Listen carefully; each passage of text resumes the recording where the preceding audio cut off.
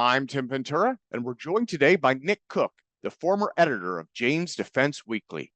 20 years ago, Nick stunned the world with The Hunt for Zero Point, which offered insights into the secret Nazi weapons programs of World War II and how those influenced classified aerospace research over the course of the 20th century.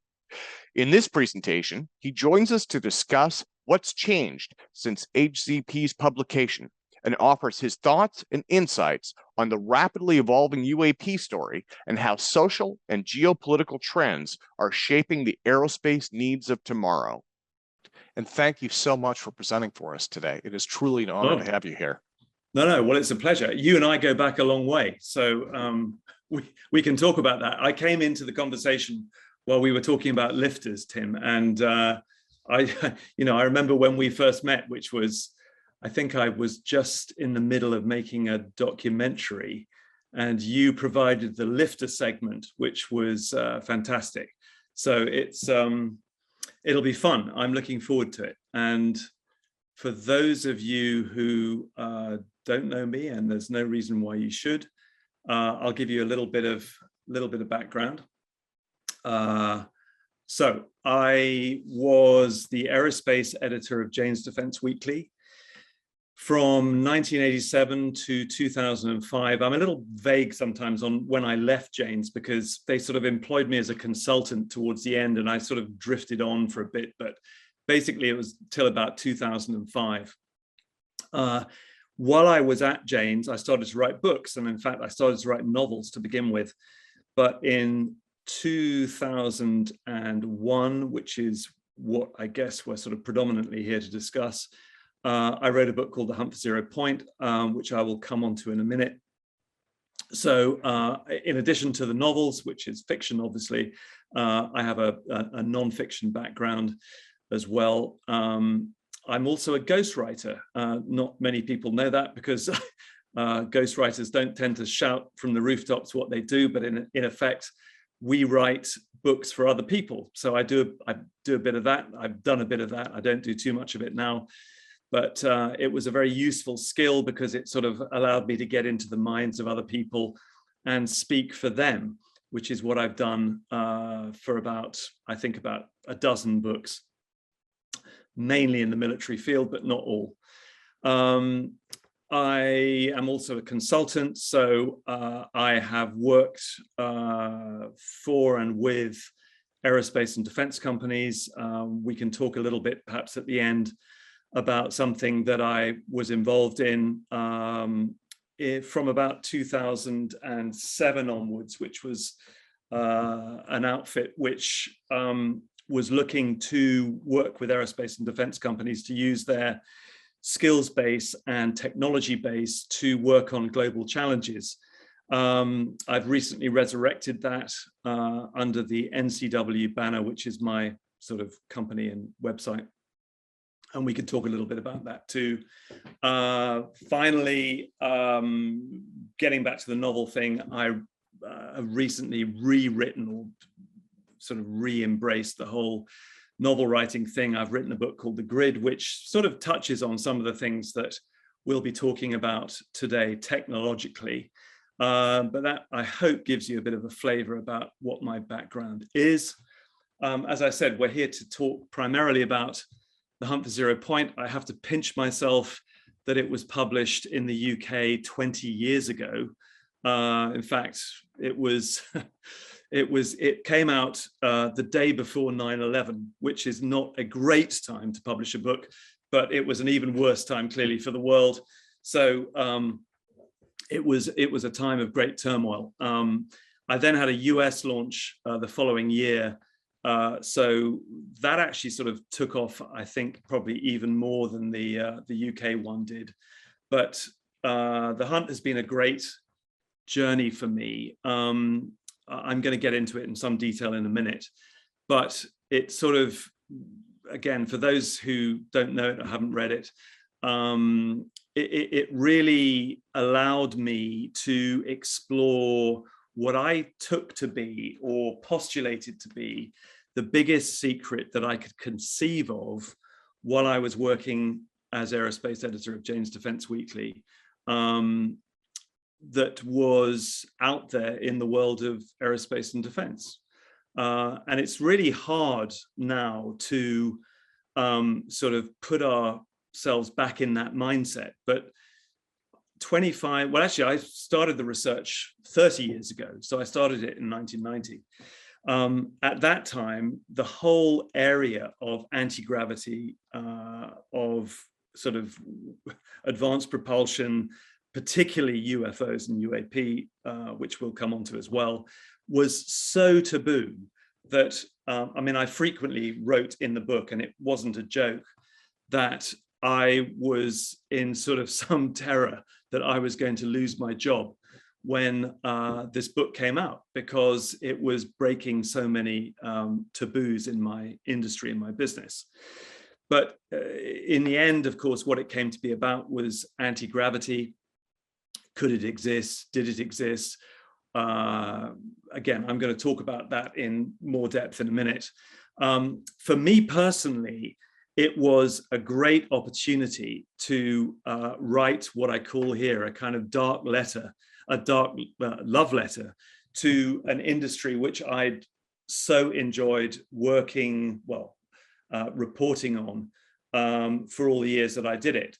But I sort of got to the point, I think, in the late 1990s when I really thought, you know, I'm sort of done here. I mean, I've had a fantastic time. I've really enjoyed reporting on that whole world. But you know, if I'm going to go out, I might as well go out with a bang. And that really was sort of what the hunt was about in a way. So if we take that 1990 sort of start point as the journey beginning for me, whilst I had sort of always said to myself that I wanted to use this incredibly rarefied and privileged position that I had at Jane's Defence Weekly, which had, and I guess still has, I'm not that familiar with it now, but a great sort of, we had a very good reputation within the whole aerospace and defence business, not just in the industry, but also amongst ministries, intelligence agencies. There was pretty much nowhere you couldn't go when you had that Jane's passport. So this was the thing that really set me thinking, which was, okay, I've got this access. I was quite young. I mean, how old was I? I was barely 30, I think. And I thought, if I'm going to make use of this position, what am I going to do? And it was this idea that, okay, you know, there's your day job, that's fine, do that. But behind your day job, can you explore amongst the people that you're seeing the notion that there may be this incredibly deep, dark secret that has been suppressed? And you know, that led me to thinking, what could that deep, dark secret be? And inevitably, I thought that it would probably be in the area of a propulsion and or an energy breakthrough. So with that in mind, sort of in the most extraordinary sort of happenstance way that occurs when I think you sort of wander along this signal line, one day I got an article plonked on my desk, and back in Jane's in those days, we had a central mail opening service. So, you know, if there was no such thing as privacy, all your mail would be open centrally and it would be distributed to the people it was meant to be going to. So I found this article on my desk. And when I say this article, the picture that you see here was from a 1950s magazine. I didn't even know what publication it was from because the photocopy that had been made of it had cut off the name of the publication. I later found out that it was actually in a sort of aero modeling publication, but it spoke to these aerospace companies that had very familiar names. They were, some of them listed here, the Glenn L. Martin Aircraft Company, Bell, Lear, there were others, Lockheed, Convair, really well-known companies that were all exploring the anti-gravity scene. And this to me was just insane. I mean, you know, I was steeped and had been steeped for many years in this very traditional aerospace reporting scene. And here were all of these companies talking very seriously in the mid 1950s about how they were very close to an anti-gravity breakthrough. And one of them, one of the executives who were quoted, which really lifted it out of the sort of the usual domain of, you know, sources said this, or non-named individuals talking about all of this stuff. But here was this guy called George S. Trimble, who worked for the Glenn Martin Company. He was a very senior individual in their research and development organization. And he said, we are already working on canceling gravity. It could be done in the time it took to build the first atomic bomb. And when I read this, I thought, well, okay, well, here's, you know, there are named companies, there are named individuals. And as much as I didn't want to be dragged into this whole scene, I thought, well, look, you know, if there's something here, a few phone calls are going to establish whether there's anything in it. And I made a couple of phone calls to people I knew in the business. And one of them eventually, but this is people I knew in the PR side of the companies I was talking to, one of them tracked down George Trimble. It was actually through Lockheed Martin, because Martin Aircraft Company had obviously become part of what is now Lockheed Martin. And this contact, PR contact of mine, said, I've tracked down George Trimble. He doesn't want to be interviewed by you. In fact, he doesn't want to be contacted by you at all. And I'm suggesting to you, Nick, this is what the PR executive said, that you drop this story, because I don't know what it's about, but it's obviously, it's obviously, you're obviously up to no good, and it's going to get you into trouble. So I just recommend you drop it. Well, of course, you know, that is red rag to a bull. From that moment on, I hadn't really been into this story until then, but I certainly was now. And off I went. So, regrettably, what I found was, when I looked into this sort of mid-1950s scene, was that for all of these programs that were being discussed in America in the mid-1950s, which just petered away to nothing by the end of the 1950s. So by the early 1960s, it was like none of this had ever happened. I'd had some experience in Jane's of covering black programs at that time. Bear in mind that this was in the sort of late 80s, early 1990s. We'd had the big Reagan era ramp up of defense spending, particularly in the classified realm. We had aircraft like the F-117 that had been developed in the black. A colleague of mine, Bill Sweetman, who I'm sure many of you will know the name of, if not know personally. Bill was working at Jane's at the time, and we paired up on a lot of stories, and we covered the whole black world scene, which was very exciting at the time, because there was plenty going on. There was not only was the 117 sort of beginning to emerge out of the black from the skunk works, but there was the B2, which was sort of semi-black. It was more gray than anything else. And then towards the end of the 80s, we got rumors of very exotic sounding, but very ethereal programs like Aurora, hypersonic, a putative hypersonic platform that was meant to replace the SR-71 Blackbird. You know, all of these reports we looked at very carefully at Jane's, and Bill Sweetman and I particularly spent a long time looking into them. But they kind of led, you know, beyond the ones that became public, which were predominantly the 117 and the B2. The others were very, they just, all of those stories kind of went everywhere and nowhere. But there was enough for me to know that this anti-gravity story had a kind of a tail, you know, it began somewhere. And so annoyingly for me, because I really did not want to trace it back into World War II, But that was where many of these stories about anti-gravitational type technologies seem to originate.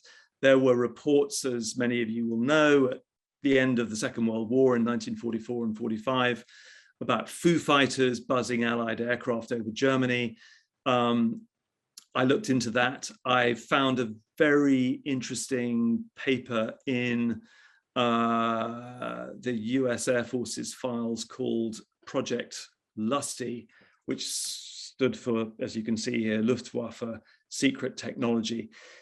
It was an interesting file to me because it hadn't been scrutinized much, if at all, at this point. And I'm going now probably to the mid-90s, I guess, when I took a look at it, maybe the late 90s. And it was full of raw intelligence data brought back by British and American technology plunder operatives in the field that brought these raw reports back of what the Germans had been up to in the advanced technology area. I was looking for a kind of smoking gun, to see whether there had been either reports of exotic disc-shaped aircraft or exotic propulsion technology. There was lots of very circumstantial evidence. There was talk of directed energy weapons, of which I was completely unaware. I was unaware that the Germans had been involved in directed energy at the time that I was looking into this stuff. There were plenty of reports of systems that would have gone into an integrated sort of disc-shaped aircraft, but there was nothing that remotely resembled a flying saucer itself. So somewhat disappointed, but not altogether surprised, I moved on to what I considered to be much more my bread and butter, which was up-to-date stuff. So if we sort of fast forward to the mid-1990s again, to the sort of 1996 field, I was first sort of apprised of what was going on in this whole area of gravity shielding by an article that came out in Britain's Sunday Telegraph, which you can see on the left. It was called "Breakthrough as Scientists Beat Gravity," and it was a sort of very pop story about Yevgeny Podkletnov. I went on to meet Podkletnov later, and if I forget to mention that, perhaps we can come back to that in questions. But there was an amazing guy at BAE Systems. I know some of those in the audience out there tonight will know of the very redoubtable Ron Evans, who worked at BAE Systems and who was in charge of a small department, but he was in charge of a BAE-led enterprise called Project Greenglow. Ron invited Yevgeny Podkletnov to BAE Systems Wharton plant in, I think it was about 1999 or 2000. But I'm getting ahead of myself. That was in the future. Back in '96, this Telegraph story told of Podkletnov's apparent achievement, which was to have caused weight reduction in objects above rotating superconductors on the order of sort of 2 to 3%. And I know, again, this is a subject very close to Tim's heart, because Tim and I had pored over Podkletnov's achievements or not over endless conversations, back at that time.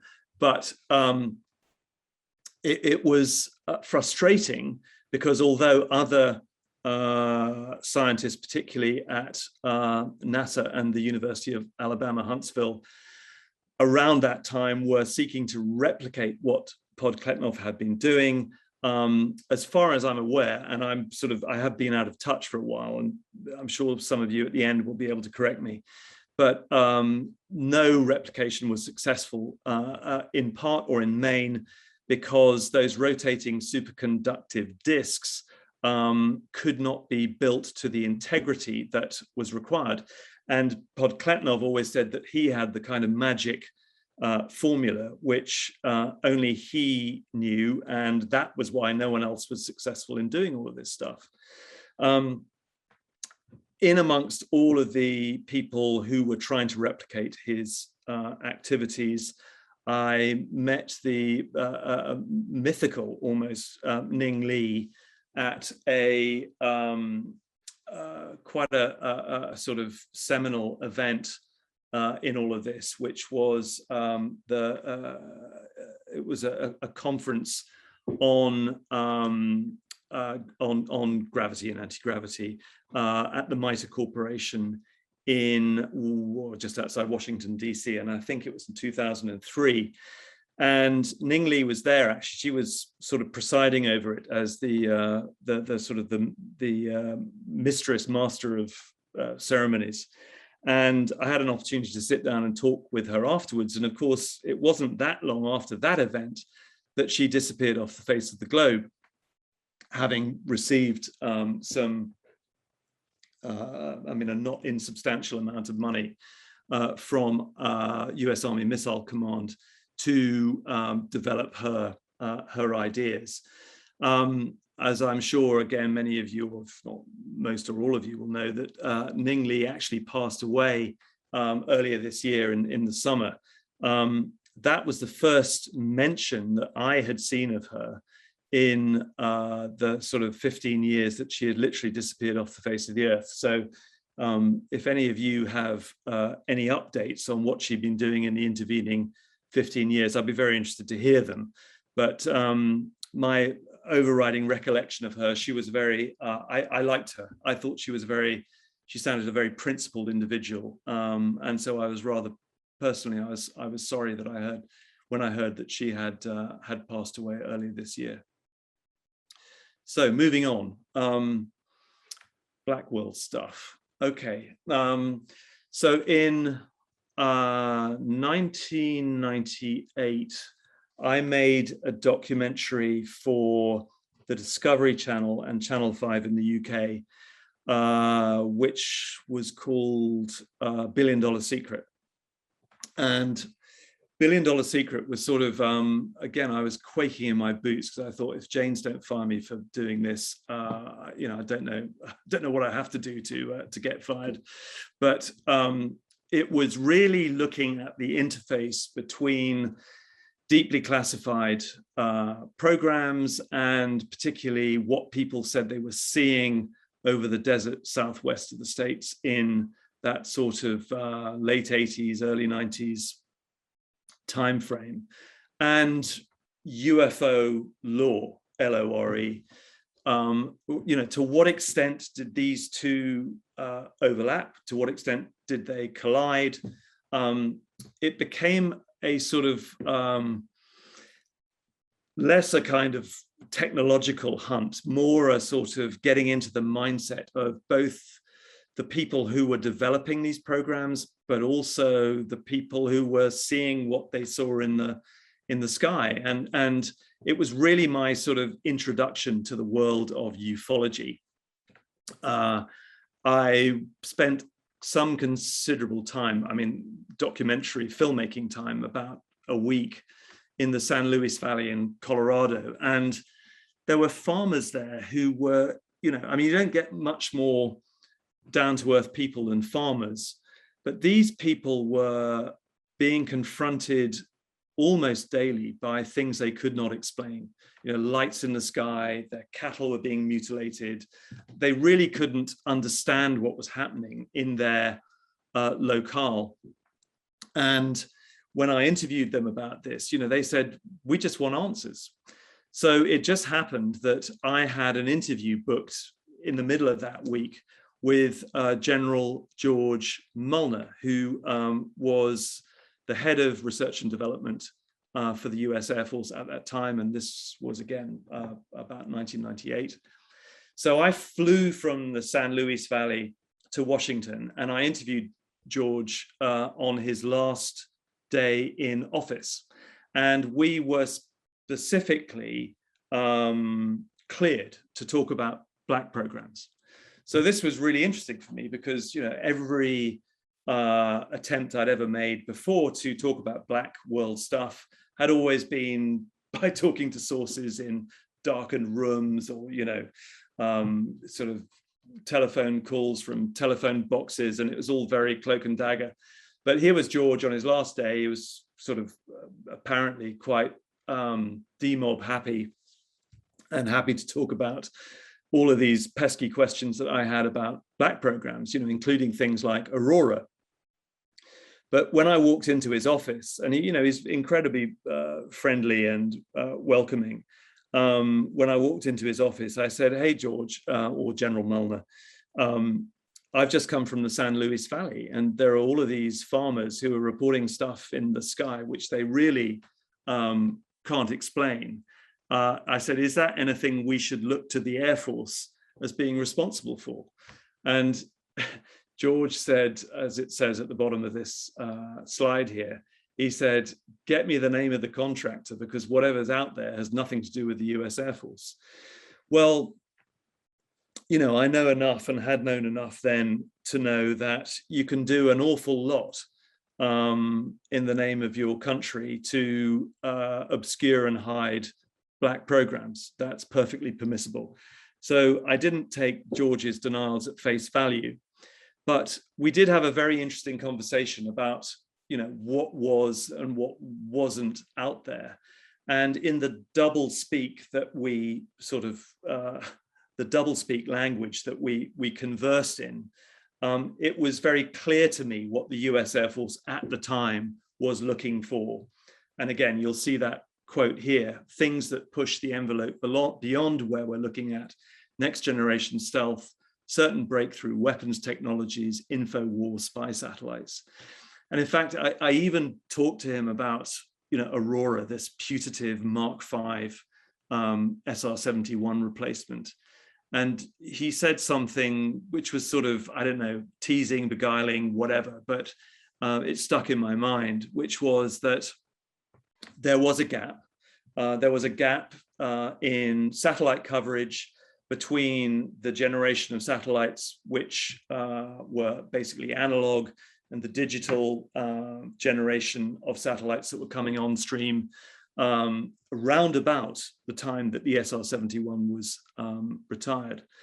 And he sort of teasingly said to me, if there were such a gap and you needed to fill it with something, don't you think that we would have filled it with a platform that might just match the characteristics of Aurora?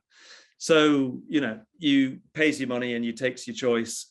And that may have been an admission that something was built, but hey, you know, it might just have been smoke and mirrors again. And in this game, as many of you will know, you have to listen a lot and not jump to conclusions. And I think you also have to be very prepared to change your mind, because if you stick to a rigid viewpoint in this game, I think you're lost. I always say, particularly when looking at the whole UFO field, that I reserve my right to change my mind about the whole UFO scene and what it means at all times, because it is so teasing, beguiling, shifting and changing that I think only a fool, dare I say it, would stick to a very rigid position on it. So having sort of run out of steam talking to General Mulner and his ilk, I then found myself dragged back very reluctantly back to Nazi Germany, because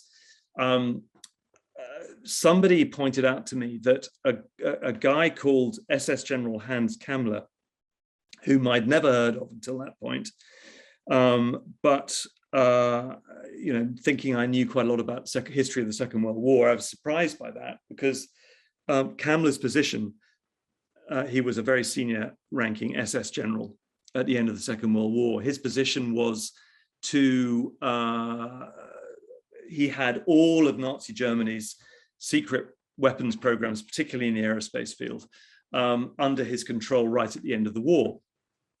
And so, you know, it was pointed out to me that if anyone would have known what the Germans were up to at the end of the Second World War, it would have been SS General Hans Kammler.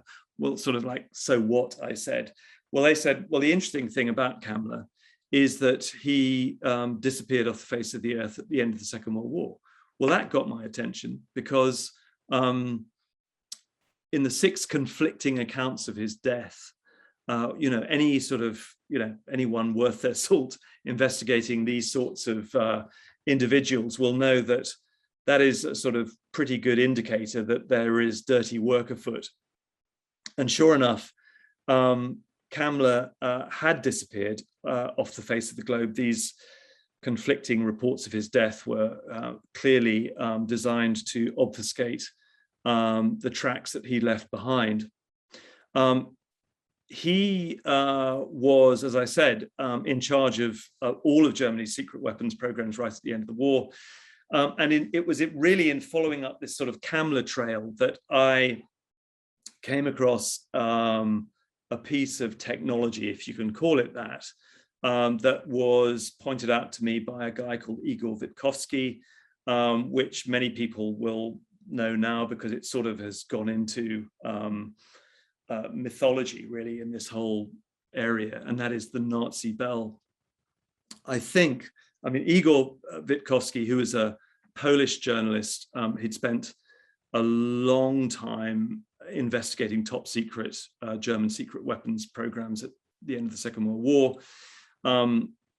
Igor led me to this program. There was a physical location for it, which was in southwest Poland, modern southwest Poland, but which had, of course, been part of Nazi Germany at the end of the Second World War.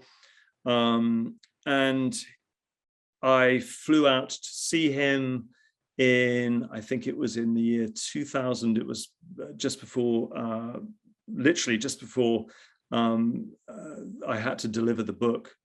But I managed to persuade my publishers to sort of delay publication by a few months because I thought this lead sounded interesting. I'd been quite wrapped up in the whole Kammler story, and it seemed to be a sort of thread that came off the Kammler story, because whatever this Bell program was that Igor was talking about was very much under Kammler's purview.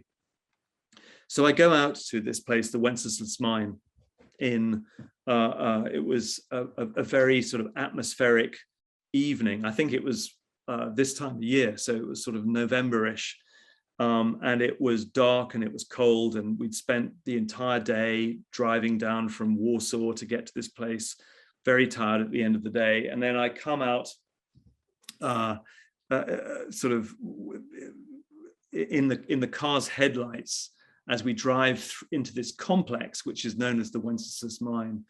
There is this sort of henge edifice, which you'll see at the bottom of the screen here, which has sort of become famous, but actually, you know, rather more prosaically, yeah, I said to Igor at the time, are you sure this isn't the base of a cooling tower? Because it could just as easily be the base of a cooling tower as it could be the test rig, as you're saying, Igor. It is for an anti-gravity type disc-shaped vehicle. Anyway, I covered the story. I wrote it up in a chapter in the book, and I leave floating the idea that you know, this edifice, this whole place, actually seemed, you know, much more in tune with the idea that the Germans were developing some kind of nuclear weapons capability in this particular area. And in fact, actually, that is the great untold story of all of this, and particularly Kammler's rather unpleasant legacy, is that he was in charge of the SS's nuclear weapons program, which was quite separate from the, if you can call it, white world German atomic bomb program under Heisenberg. Bottom left there, you'll see the Haigerloch nuclear reactor, which was discovered by American forces. You can see in that picture right at the end of the war. The SS had been developing an entirely separate strand of nuclear weapons technology, which in that book you see in the middle, The Hidden Nazi, actually talks about what happened to Kamler. I started working with the authors of that book shortly after the Hunt for Zero Point had been published. So probably in about 2004 or 5, I got in touch with, or actually Keith Chester, one of the authors, got in touch with me, and we started working the Kamler angle. We were all very convinced that Kamler had survived the war, that he'd probably done a deal with the Americans. I'd sort of hinted as much at the end of the Hunt for Zero Point. It was possible, though, that he might have done a deal with the Russians. But these guys did a tremendous job. I left the project because I went on to do other things. They went on to finish that book, and they absolutely smashed it, if you'll allow the expression, because they found documentary evidence that showed that Kamler had survived the war, that he had done a deal with the Americans indeed, which had kept him alive at least for a year after the end of the Second World War, and had obviously traded many secrets. Was anti-gravity one of them? No. I think we can safely say it wasn't. There is no smoking gun to any kind of German anti-gravity development effort. Now, whether there was something in the science and technology field at a very low, as we would call it nowadays, TRL level, technology readiness level, maybe, but nothing in the area of sort of ready, developed, maturely developed technology. But the Kamler story is a fascinating one. And if anyone is minded to read it, I do urge you to look at The Hidden Nazi. It's a good read. So a quick sort of word on what really came to be my kind of epilogue almost in the hunt, which was after the whole Nazi Germany thing, where did I go next? Well, someone had told me about a guy at Lockheed Martin, Fort Worth, called Boyd Bushman. Boyd, who attracted some sort of unwelcome publicity. I mean, Boyd was a lovely guy. I first met him when I was doing that documentary, $1 Billion Secret, in the late 1990s, when he was still working for Lockheed Martin Fort Worth, whose entranceway you can see there in top right. And the PR guys at LM Fort Worth had set me up with Boyd because I'd asked when we were making the film $1 Billion Secret whether there was anyone working on any kind of exotic propulsion technology. And I think they were so scratching their heads that the only guy they could come up with was this senior scientist called Boyd Bushman. And to this day, I'm not entirely sure that they completely understood what Boyd was talking about, which is why I think they allowed him to talk to me. But Boyd was a complete maverick. He never towed the party line. He never towed the company line. He said what he wanted to say. And Boyd started telling me about John Hutchison. John Hutchison is, again, I'm well known to many of you, a Canadian inventor who had been evaluated by a Pentagon science team in the 1980s. Boyd said, if you want to know about anti-gravity, Nick, go and see this guy, John Hutchison. So I did. And John was interesting. He is a wild and crazy guy. He's even more wild and crazy now than he was then. But he had been evaluated by a team led by Colonel John Alexander, who was working, I think, at the time for INSCOM, the US Army's intelligence command. And John was, he said, through the equipment that he had put together in his lab, was able to levitate objects, make them fly around his laboratory. He could make them lose weight. He could disrupt them, which was his terminology for sort of bending, sort of metal rods, transmuting metals from one element into another. It was wild and crazy stuff, and on this trail, who could resist this notion, particularly when you're led to it by a senior scientist at the world's largest defense company. So off I trotted to see John, and he showed me his setup. But I came away thinking, this is sort of strange here. I'd had very little exposure at this point to anything beyond the sort of the nuts and bolts of anti-gravity. But it always struck me that John, who was such an intense individual, was somehow bound up in the experiments himself. In other words, there was something to do with John himself that was making all of these things happen, which he disputed because he wanted to be known, I'm sure he won't mind my saying this, as the great inventor. When I asked John Alexander about it, I said, what was your conclusion? You guys invested $50,000, which back in the 80s wasn't an inconsiderable amount, to look at his work. I said, what did you make of John's work? And he said, well, I always felt that John himself was part of this. It was his psychokinesis which was making all of this happen, which was kind of interesting because that was the conclusion that I'd come to as well. Finally, a sort of last word on Victor Schauberger, who was really part of the German story, but was another maverick in the vein of John Hutchison and Boyd Bushman. Victor Schauberger was a forester. He came to the SS's attention during the war. They tried to make him work for them, actually with some success, because the devices that he was building, which mimicked the way nature worked. And again,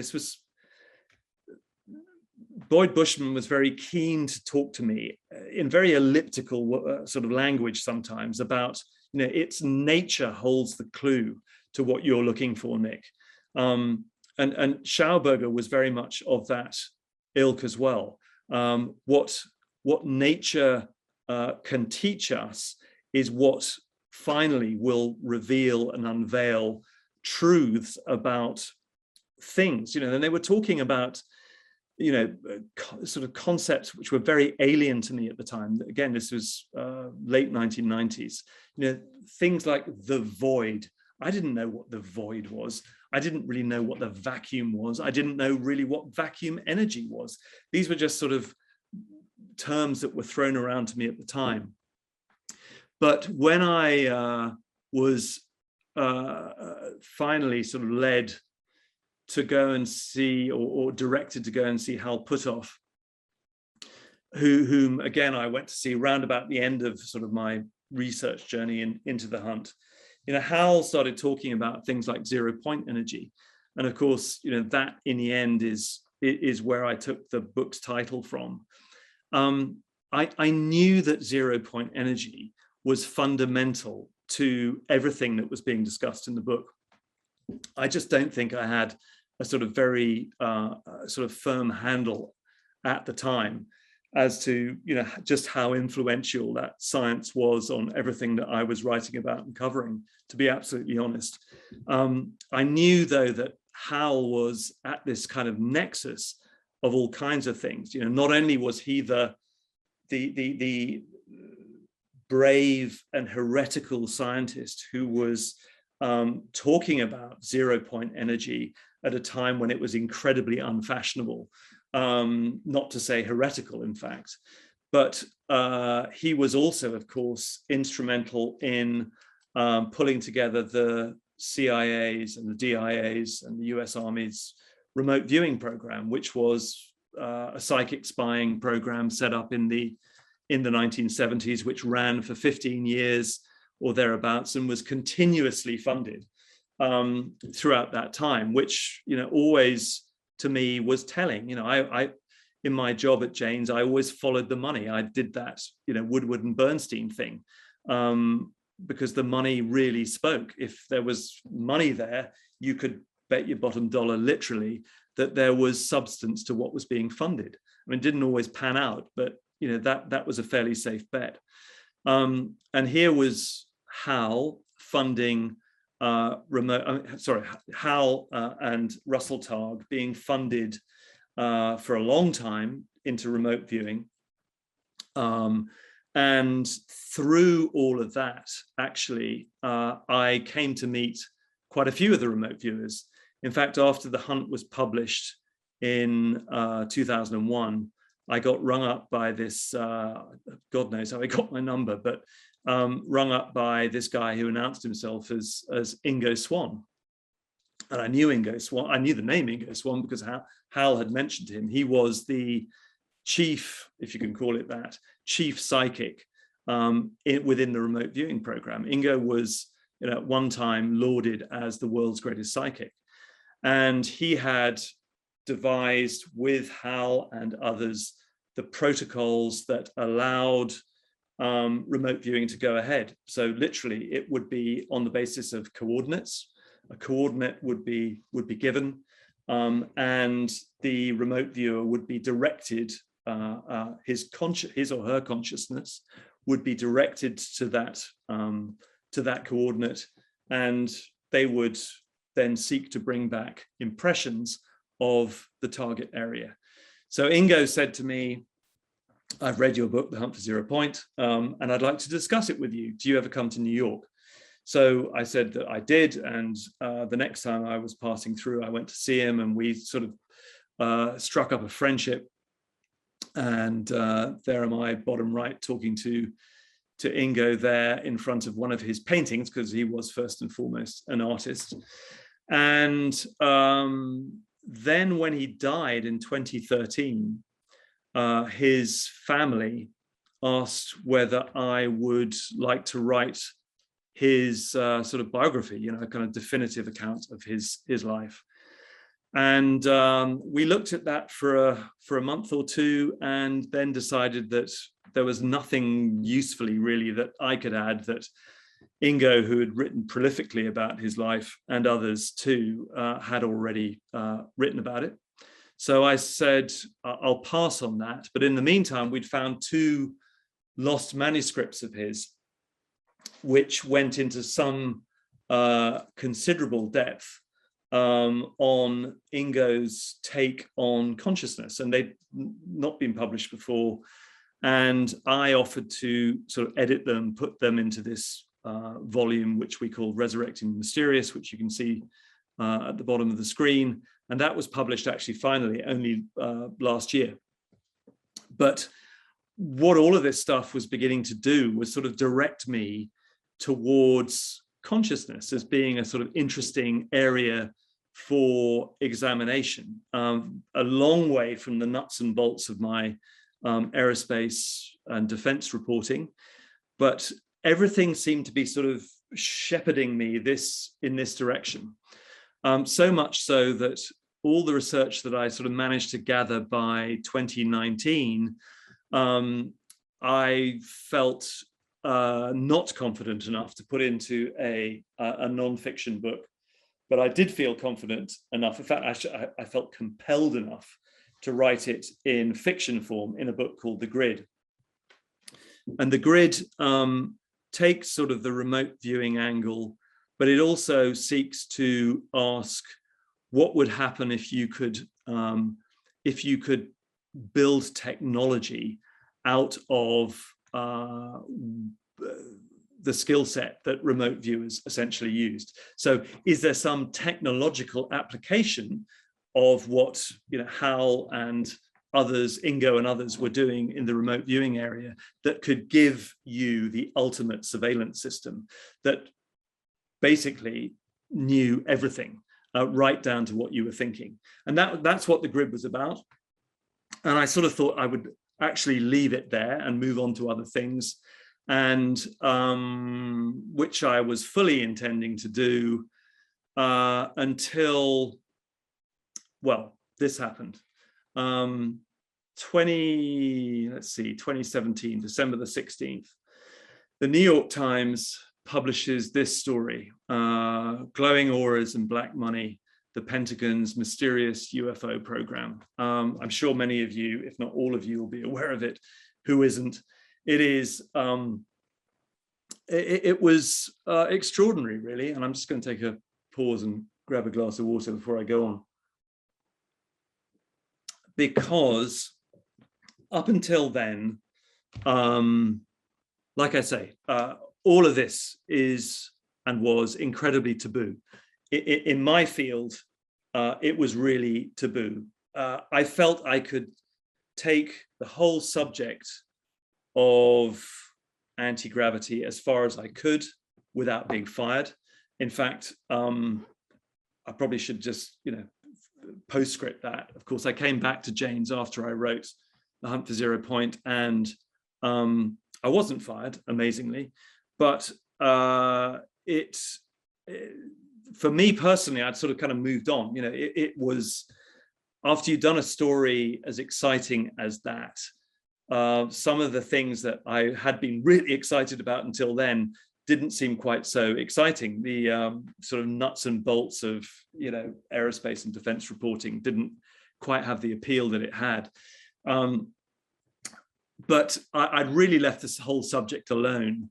But when this story came out in the New York Times, it had this remarkable effect, really, which was it suddenly liberated me, and I think it probably liberated an awful lot of people, to know that what was previously taboo was now acceptable in the kinds of circles that I was reporting on to discuss. Because here was the US Navy being buzzed by something or things it had no rational explanation for. It was talking about it openly. It was saying that it was baffled. There was a real sincerity about it that I'd not detected before. There was no apparent deception or manipulation. This looked like genuine stuff. And then you had the New York Times reporting it. So suddenly it's kind of like open season. All of this stuff that I'd not previously been able to discuss in polite company was now freely available to talk about. And I think it's had the most remarkable effect on the community. And God bless Leslie Keane and Ralph Blumenthal and, the people who wrote this story, revealing the existence of ATIP, the Advanced Aerospace Threat Identification Program within the Pentagon that had looked at unidentified aerial phenomena, aka UFOs, since I think 2008, when it was first funded, because suddenly we could all talk about this stuff. If the Pentagon's doing it, if the US Navy is talking about it, well, we can too. And as you all know, there was then sort of a trajectory from December the 16th, 2017, right up until June the 25th, I think it was, of this year, when the ODNI, the Office of the ODNI report, anyway, to Congress was released. I read it like everyone else did, and sort of partly in frustration, infuriated that it hadn't got into the weeds and the depths of it, certainly, or at least in the unclassified version that I saw, it just left so many questions really left open. But its significance to me was that it existed or had existed at all, and that it was not dismissing UFOs as a thing, as previous reports had done. And Project Blue Book was closed in 1969 because there was supposedly nothing to see. There was no threats to national security, et cetera, et cetera. All of this, to my mind, was turned on its head with this ODNI report back in June. Lots of questions. Perhaps if there's time at the end, we can, talk about some of them. Things that came to my mind was, where was the US Air Force in all of this? I mean, it had such a peripheral mention, and not surprising really, because as anyone who's ever done any due diligence into the subject knows, the US Air Force has been all over the UFO story since the very beginning. But in the ODNI report, it was sort of made out that, the only data that was really worth looking at had been since 2004. And, so that anything pre-2004 was sort of just, a sort of dark hinterland that sort of wasn't worth exploring. Well, that, again, to my mind, is where a lot, if not all of the, or a great deal of the interesting stuff has taken place. So we can talk about that, I hope, a little bit if there is time, Tim, in Q&A. But it is, the cat's out of the bag, the genie's out of the bottle. There is no putting the cork back on the bottle. This thing is now out there, and it isn't all about, in fact, actually, if you listen to the DoD, it is nothing to do with what has been developed in secret by you guys. I think we can discuss that, but the key takeaway is that there is a phenomenon here which defies what most people would say is explainable by things we know and understand. It is not. This is baffling stuff, and it is the great question of our age, I think. Reality.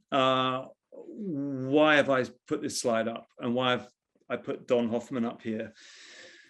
Well, when that report came out, as it did in June, I'd been intrigued by UFOs for a while. I'd sort of kept it pretty, I'd not too many people I told, but like many people, I was interested in it all, and it struck me that the whole reason that we hadn't made as much progress on the subject as perhaps we should have is because a lot of people had looked at it as a nuts and bolts phenomenon. This was technology and should be examined as a technological issue and a technological problem. I really questioned that. I thought, well, if it was, a strict nuts and bolts problem to do with extraterrestrials visiting us from other star systems or wherever, which it might well be, by the way, but only as a subset of a bigger whole. Why hadn't that delivered answers? I thought a much more interesting route, given that I had now become interested in the whole consciousness thing, was to look at the UFO phenomenon through the lens of the way we perceive reality. And so I went on a sort of a bit of a trawl and a bit of a hunt to see if I could find people who could help me. I'm not a physicist, I'm not a scientist, I'm just a writer, I'm a journalist, but I'm a curious individual. And I wanted a model that could help explain reality in a way that might explain what UFOs were or are. And I came to Don Hoffman because he presented reality in a very interesting allegorical way, which is basically that we should think of reality as we think of, or the relationship we have to reality with the relationship we have with a computer screen. I am gazing at my computer screen now. I'm looking at the interface, the screen itself. I'm looking at some icons on it.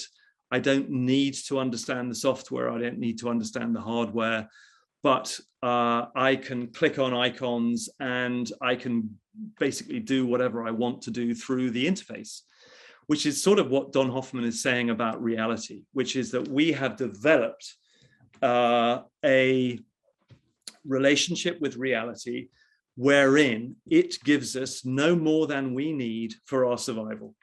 So the icons on our screen, our user interface, are all associated with survival.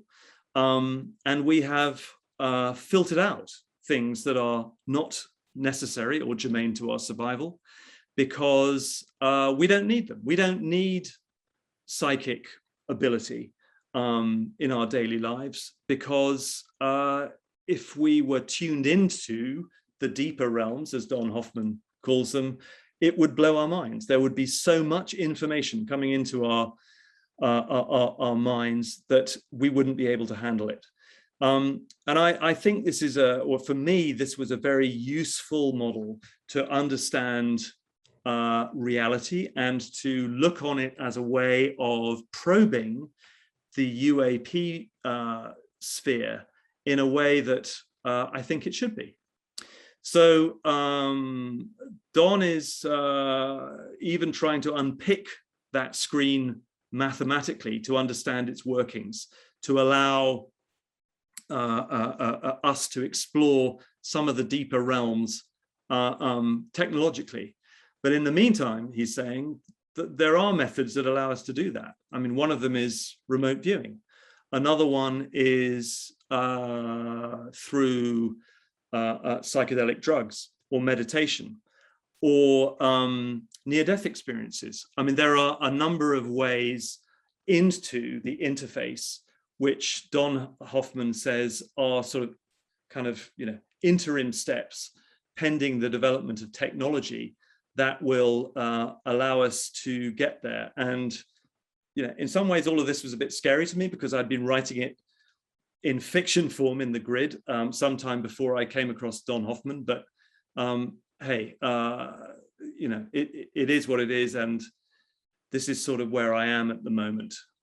Last slide. So, for some time now, I've been looking at, models of sort of trying to understand through models of my own, how we might understand this interface. And I've got a sort of schematic here. It's don't take it literally, but if we could take a slice through consciousness, and if it gave us the sort of the depth planes of existence that you can sort of see in the right there, we would sit somewhere on that spectrum. At the very sort of high frequency end, you've got some stuff going on, which obviously is, perhaps there's an analogy to sort of light and the brightness of that light. There are then lower dimensions, and where we sit on that spectrum is anyone's guess. But somewhere and somehow in this picture, we have extruded, I think, organized matter in a universe that is very fine-tuned to us, and the things that we see on the interface, which, as I said, per Don Hoffman, are normally geared to our survival. So those icons would be, warmth, water, reproductive sex, call it what you will, that whatever it is that we need for our continued survival. Every now and again, we get a rogue icon on that interface. We get a UFO, we get a cryptid, we get a ghost, we get we get something we can't explain on that interface. And science, or at least mainstream science, has not wanted to look at that because it is, again, it's taboo. We're back in that with that T word again.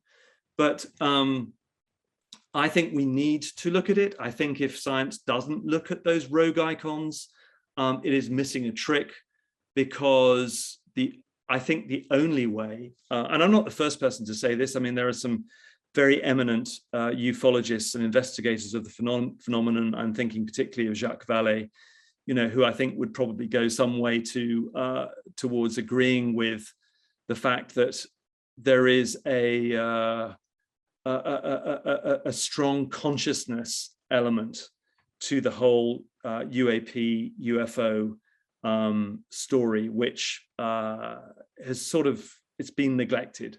And I think that now is the time to look at this. And I think that now the genie is out of the bottle.